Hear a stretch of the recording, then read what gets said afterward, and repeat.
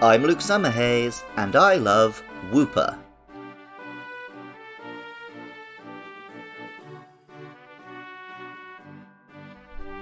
I spoke a little about the axolotl, also known as the Mexican salamander, back in my original Wooper episode many moons ago.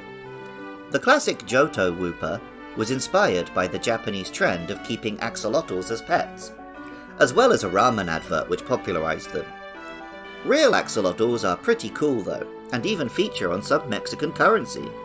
The 50 peso note which featured the axolotl was so popular, the Mexican government had to plead with people to actually spend them instead of keeping them as souvenirs.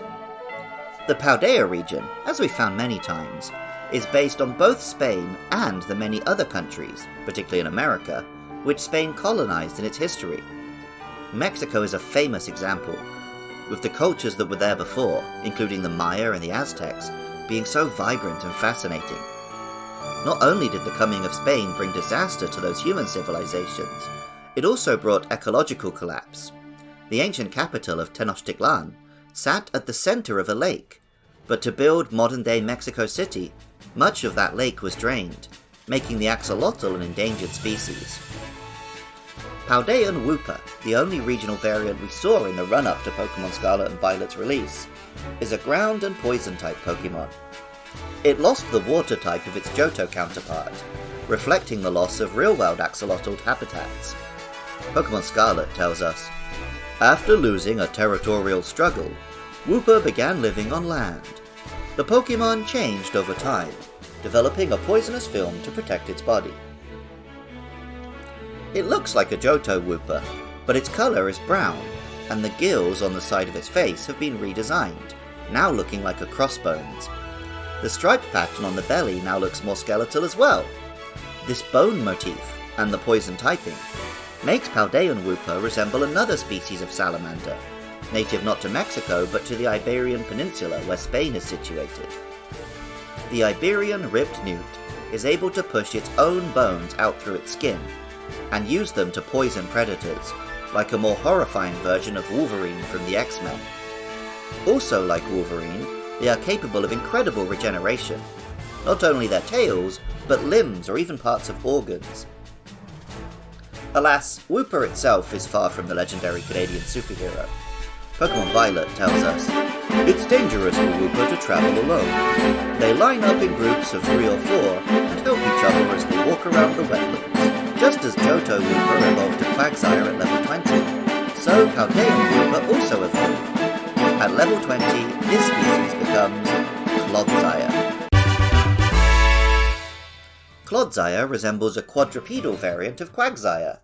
It still has the big vacant smile and adorable roundness, but now wallows in the mud much more like a real-life salamander than the other members of its family. Pokémon Violet tells us, it lives at the bottom of ponds and swamps. It will carry Wooper on its back and ferry them across water from one shore to another. Like the real-life Iberian newt, Clodsire is able to extend poisonous barbs. Pokémon Scarlet tells us, when attacked, this Pokémon will retaliate by sticking thick spines out from its body. It's a risky move that puts everything on the line. This is expressed in-game through the Poison Point ability, which inflicts poison on enemies who physically strike it. More impactful though is its other ability, Water Absorb. As a bulky poison and ground type, removing the weakness to water makes this Pokémon an absolute tank. The name Clodsire takes the sire from Quagsire, which was a reference to the siren species of newt, and adds clod as in mud. The Japanese name for Quagsire was Nuo, and Clodsire is called Doo, taking the do from poison, doku, or maybe earth, do, and attaching it to the o from Osanshuo, the Japanese giant salamander. A name which is both a clever pun on the many inspirations behind these Pokémon, but also an extremely fitting and derpy sound. Do. My girlfriend is Mexican and loves axolotls. When I asked her to rate the many members of the Wooper family, she said, I like them! Look at all the cute friends. And I think that's the right attitude. We shouldn't compare Wooper against Wooper, but just cherish the whole bunch. Music for Luke Loves Pokemon is composed by Jonathan Cromie. Artwork for the show is by Katie Groves. Writing, producing and editing is by me, Luke Summerhays, while funding is provided by lovely listeners at patreon.com/podcastiopodcastius. Our next Pokemon will be Farigiraf and Dunsparce, so if you have thoughts about those or any other monsters, hit me up with a DM or an email to lukelovespkmn@gmail.com. If you like this podcast, please rate and review wherever you're listening or tell a friend. If you want to hear more Pokemon chatter from me, come by twitch.tv/lukelovespkmn most Saturday nights from 9 PM UK time.